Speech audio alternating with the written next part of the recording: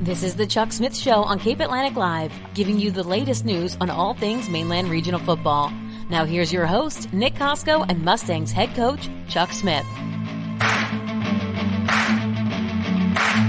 What's going on, everybody? Welcome into the Chuck Smith Show right here on Cape Atlantic Live. I'm your host, Nick Kosko. With me, as always, is Mainland head coach Chuck Smith of the undefeated Mainland Mustangs, 9-0 on the regular season. We head into the playoffs starting Friday, where Mainland will host Manalapan in the first round of the South Jersey Group 4 sectional playoffs. And, Coach, it actually feels kind of nice for you guys to actually say South Jersey this year compared to your Central Jersey title from just in 2022. Yeah, Nick, it kind of feels like more appropriate. Last year with the whole thing going Central and we were in that side, it was kind of just a little weird, Absolutely. Even they winning that sectional championship last year, they didn't want to make us a new banner because everything in Mainland's South Jersey. Right. So they just put the year in a different color.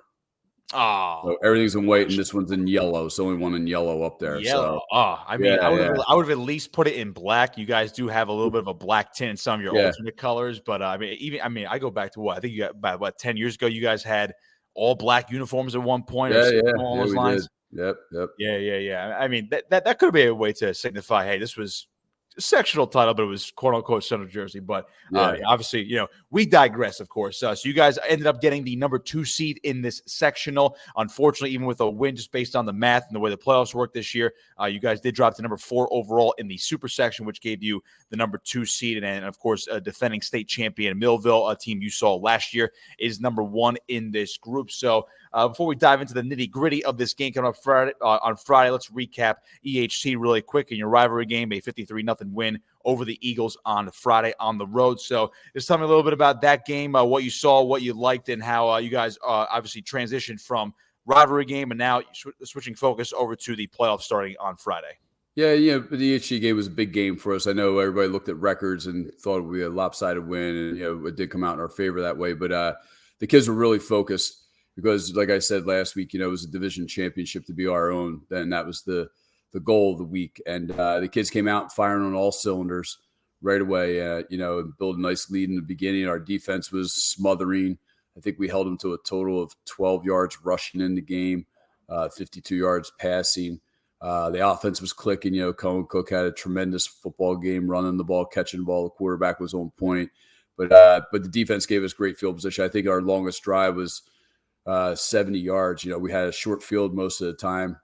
And the defense created a lot of turnovers. Rocco DiBiaso had a pick 6 at linebacker in the first quarter. It really got the score really going the other way. And then we blocked. We had a safety on defense, and we also blocked a punt for a safety later in the game with our JV unit. So, but the kids were really focused. It was a good win for us. It really was. It was a great crowd out there at EHT. It was a big night for them with homecoming, senior night, and the national anthem with the middle school. So it was good. It was a great atmosphere, great weather. And the kids came out ready to go, and they were focused. That's the thing sometimes you worry about when you look at records, and it's a thing that all of us do. You look at a record, you say, "Oh, this is how it should go," and sometimes it doesn't go that way. It catches you in the rear end, but the kids maintained their focus and really came out there goal oriented as we headed into that EHT game. No doubt. So I'm assuming there was a lot of scoreboard watching after a little bit. You go into the late Friday night, you look at Saturday, look at some other scores, just waiting on the projections and obviously the official brackets. So obviously maybe from your standpoint, it's a little bit disappointing to drop from 1 to 4, I guess, based on the math. And it feels weird to drop a couple spots despite going 9-0 and having your 8 best games being what they were this season. So was there any type of reaction to that, knowing that, you had the number 1 overall seed, but now you drop down to a 4, which in the section does make you a 2, does give you upwards of 2, maybe even 3 playoff games in this section if you guys keep going and things break your way. Was there any type of, oh man, I wish we were able to stay up, or it was kind of, it is what it is? Yeah, we thought it would be a long shot to be the 1, really. Millville, and they're playing Cherokee. If they pulled that game out, they would stay at 1. We knew that. It is what it is. We just had to take care of our own business, and how the chips fell, they fell, and either way, we still have at least 2 home games as long as we win. And you never know what's going to happen in the playoffs. Stranger things have happened, but we're happy to be there. I mean, this was a goal to be in the playoffs and get a couple home games, and kind of the same road we were on last year where we were able to host a couple games, And, we just have to win one at a time. Every week now it's 1-0. It's just a matter of surviving and moving on to the next round, And Group 4 is a very tough bracket from top to bottom, especially the teams that are right in the middle there where Manalapan falls kind of, any team I was talking about with a couple other coaches over the weekend, like any team in that middle part could win it just as easy as the teams at the top, It's that balance and just that deep with some quality opponents. And you look at a team like even a Shawnee who's in the middle there, with a losing record, but they played a very tough schedule this year. They're battle tested, obviously, but they're right in that mix too. They could beat anybody on any Friday night also, So, we just got to worry about ourselves and go out there and get ready for Friday night. Absolutely. So looking at that South Jersey Group 4 bracket, of course, it's aligned with Central Group 4, which ultimately leads you to the state semifinal, of course, playing for a state title in New Jersey Group 4. So the bracket is as followed. Millville's number 1. They're going to host Northern Burlington. Middletown South, who you guys defeated in the sectional final just last season. They're the number 4 seed, and they're hosting the number 5 seed, the aforementioned Shawnee Renegades. Colts Neck is 3. They're hosting number 6, Toms River South.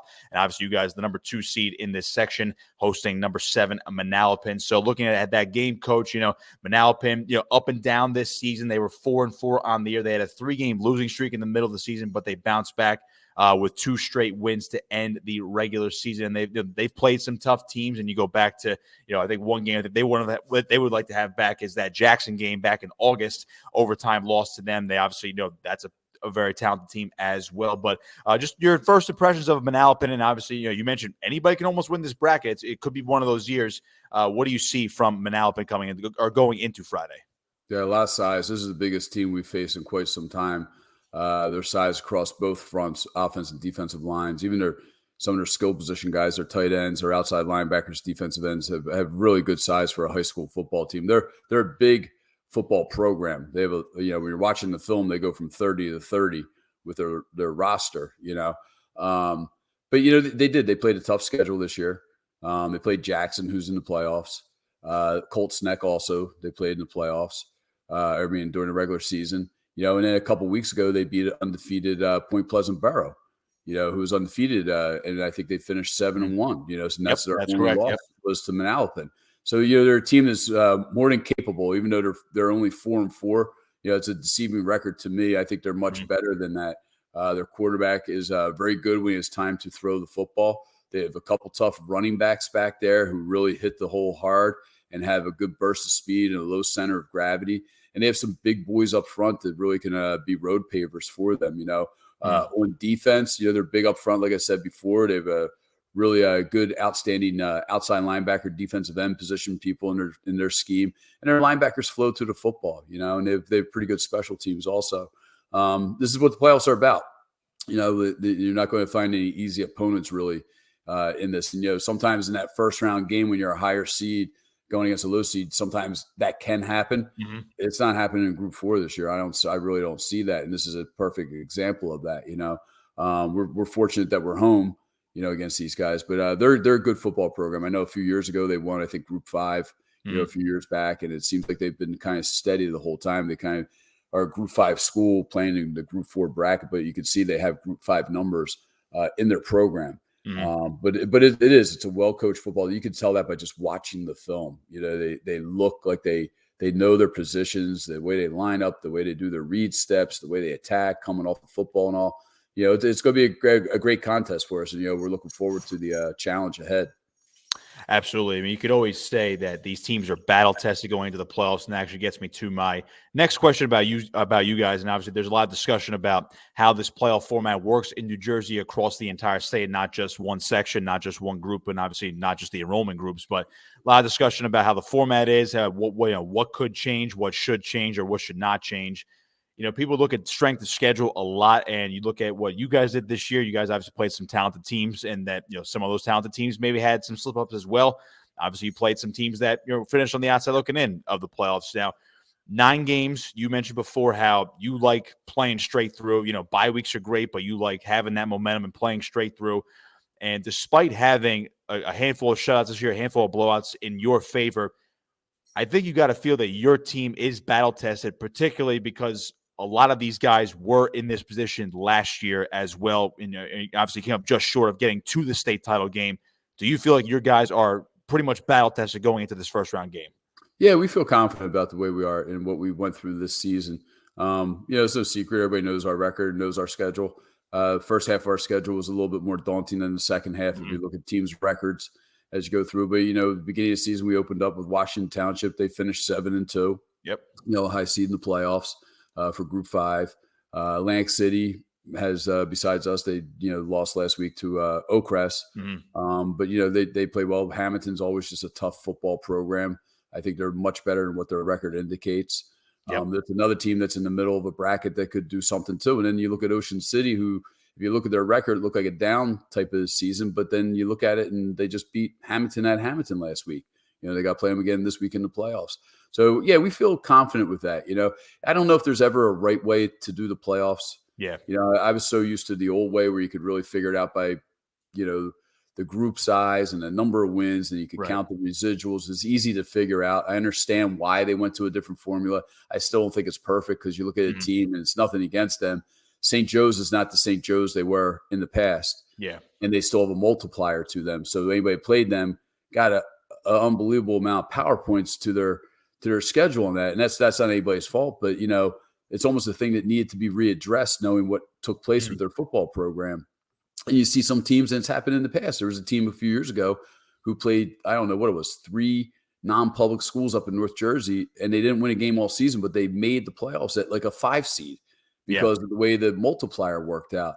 And those things aren't right, And then you look at a team like a Lower Cape May, who finished 7-1 or something, and doesn't make the playoffs.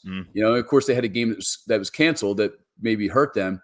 But those are like, I don't know if there's ever a perfect world with it, Everybody's going to have an issue one way or another with it, Like even us, we had a couple guys that were math gurus and they were dead on last year with this formula and had it picked out.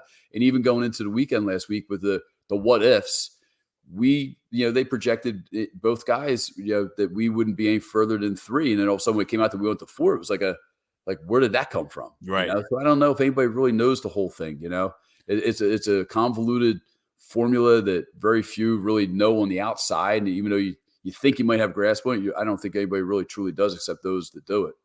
Yeah, absolutely. So we'll get more on that in a little bit. And of course, your game with Manalapan coming up on Friday. For now, we'll take a quick break. This is the Chuck Smith Show right here on Cape Atlantic Live.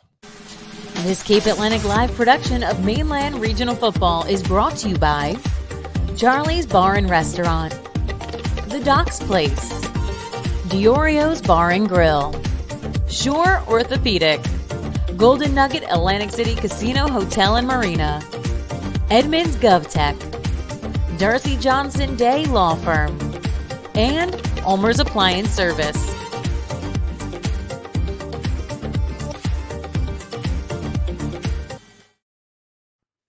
Welcome back to the Chuck Smith Show right here on Cape Atlantic Live. Nick Kosko alongside Mainland head coach Chuck Smith. So, Coach, just a little bit more on the playoffs in general. We just had Mike Pavlichko on the Cal 101 podcast on our very own YouTube channel. Of course, I worked with him in the past. He was my broadcast administrator at Rutgers. He's a big math guru, big high school football guy, covers that up in Central Jersey for Central Jersey Sports Radio, in addition to his work at the student radio station at Rutgers at WRSU. Now, he had a lot of opinions. I don't know if you were able to catch it, but he has a whole, he calls it, in honor of Taylor Swift, I guess, he calls it Pavlichko's version of the way he wants to essentially remodel the playoffs a little bit. He's of the mind that maybe you expand like Texas or some other big states.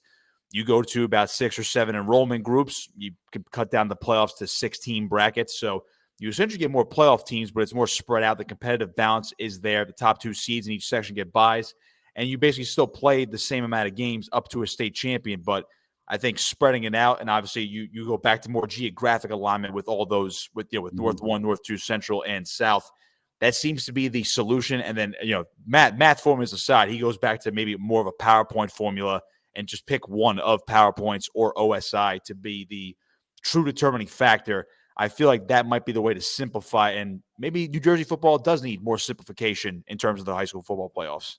Yeah, it's interesting. Like I said, I don't think there's a perfect way. Nobody's ever going to be totally happy, but I think it's always something that needs to be addressed and to look at it. We have those imbalances, so to say, you have to do something about it. You have to really take another look at it, not just brush it aside and say, oh, we'll see what happens next year. Yeah. Everybody always wants to include more playoff teams. I thought I liked it the way it just came out this way the past couple of years, going for a true state championship. Yeah. I'm still pondering why the NJSA hasn't just made it South 1 and 2, right? Like North 1 and 2. Like, I know there is a Central Jersey that mythically is just between all of us people that live in New Jersey. But, if you have a North 1 and 2, have South 1 and 2. Right. Or you can do it I mean, just to simplify even further, even like Mike the other day told me, he goes, why not just make like sections A, B, C, and D? Those are your sections. Take the moniker away from it or something. But, right. Who knows? I mean, I think every year people look at things, and I know even like what we're going through with the West Jersey Football League coming up with our realignment of divisions, right. It's like you get slammed in the rear because you were good. And then your kids graduate, but you get handed this unbelievable competitive schedule that is hard to do sometimes, on a weekly basis. I take a team like Shawnee, for example. Mm-hmm. They were good a few years ago. You graduate a few guys and they get handed this other unbelievable schedule and you can't recover. Football is a very physical game. You take a couple injuries and it's hard to bounce back from that stuff, And I'm not saying to give you some pancake wins or anything like that. I really wish the West Jersey would just look at it. Now there's so many teams in it. Yeah, they have the tools to do it, of going more geographical by group size for your divisions. Mm-hmm.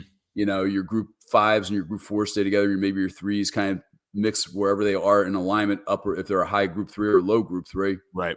And then do your crossovers by that win-loss total, not your entire schedule. So that way you still have your rivals and all that stuff in your division. You're staying geographical, so there's a little bit less on the travel. Mm-hmm. And when you have those few crossover games, you might travel a little bit, but that's only 2 or maybe 3 games a season that you're going to really hit the road on. But make those the ones based on that other formula, not your entire schedule. And I think a lot of coaches are in favor of that. There was a lot of talk last year about that around this same time when we had our all-star meetings.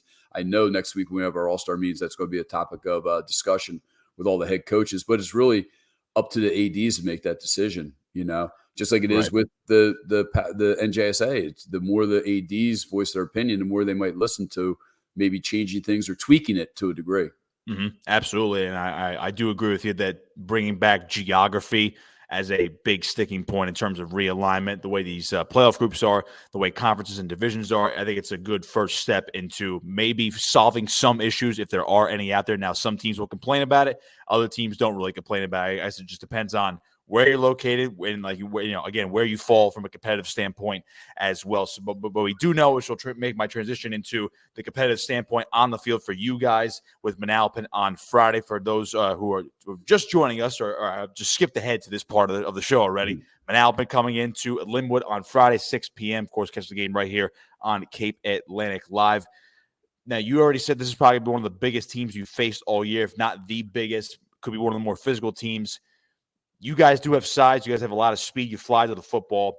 Is there anything schematically that you plan on maybe tweaking going into this game, or is it pretty much just business as usual? And the only thing that's different this week is that it's a playoff game. It's a one-game season. Yeah, I mean, obviously there's more attention to detail, more of an emphasis on everything this week, schemes and whatnot. They're a good football team. At this point in the season, you are who you are. Mm-hmm. You figure that out through the previous 9 weeks. You might go into the season thinking something, and then just things evolve, take place, players develop or don't develop, and you have to change your scheme or your thought process with stuff. But by this time of year, you are who you are. There might be some little wrinkles here and there when it comes playoff time. Everybody has those just in case. But you know the team that you're going to face. They know the team they're coming to play down here at Mainland. For us, and it's just like any playoff game, it's going to come down to taking care of the football. Usually turnovers kill you in the postseason. So you want to take care of the football. You want to just play sound football. And it's always fun in the playoffs too, to play somebody different. Instead, you have a game, for example, like Hamilton Ocean City. They just played each other last week, and they're playing each other again this week. Mm-hmm. We're not playing anybody or slated to play anybody right now that we've played all season, right, in the bracket that we're in. So that's a cool thing. I think it's really fun when you get to play these other teams that you're trying to scout in 1 week. You're trying to figure out what they do best, how you can scheme them, and the same for them. It's something it makes it exciting. It makes it fun when you go against those teams. So we're looking for a fun atmosphere like that. It's just playing football now. It really is, and avoiding those mistakes that could really cost you. No doubt. So once again, catch that game at 6 o'clock on Cape Atlantic Live. If you're not going to be able to make it out to Linwood, first round of the playoffs in South Jersey Group 4, Manalapan at Mainland. Coach, we are looking forward to it. Should be a good one. I know you guys are gearing up for it, and it's about that time to, I guess, try and make another little run here after getting to the state semifinals last year. It sets up nicely for you guys, so I think we're due for some exciting times for Mainland Regional High School over the next couple of weeks. Yeah, it's a good group of guys, and the majority of our team was on that ride last year, so they know what it's like, the fun, the excitement, the finality of it also, and that's what we've tried to emphasize with our guys this week in practice. It could all be over Friday night. That's the reality of the playoffs. The finality of it is the part that really is the driving force, right. Knowing that camaraderie that you have right now with this group of people could be done by the weekend, but then again, that's what you're striving for. That's what you're hoping to keep continuing. So next week you have another week together at least. It's all about survival right now, just moving on to the next round. That's why I told the guys it's whatever it takes. When we go into every week, I always have a goal for the week for the team, whether it's to get better at your position play, get better at a scheme on defense or offense or whatever it might be. This week it's just win. It's all about just winning, whatever it is. If we win by 1 or win by 10 or whatever, it's just however we can move on to the next round, we'll be happy as heck. Well, with your aspirations, you could probably take some inspiration from Friday Night Lights. Put a little countdown on the whiteboard. 5 games to state, 4 games to state. I'm sure that's probably in the back of your mind for you guys. Yeah, as well. That's what we're hoping for. We hope we have 5 more games left in our season right now. We talked about that today at practice. We're praying for 5 more games. That's our goal, is to play 5 more games. Well, one goal is down right now. Division championship is checked off for you guys. So 3 wins, sectional title. Once again, obviously 5 wins will get you that state championship. Coach, we'll do it again next week, hopefully on great circumstances. Manalapan comes into Linwood on Friday night, first round of the South Jersey Group 4 sectional playoffs. Good luck on Friday. We'll see you out there, and we'll do this again next week. Hey, thanks, Nick. I really appreciate what you and Matt do for high school football and the Mainland Mustangs. Thanks a lot. Appreciate you, Coach. Chuck Smith Show right here on Cape Atlantic Live.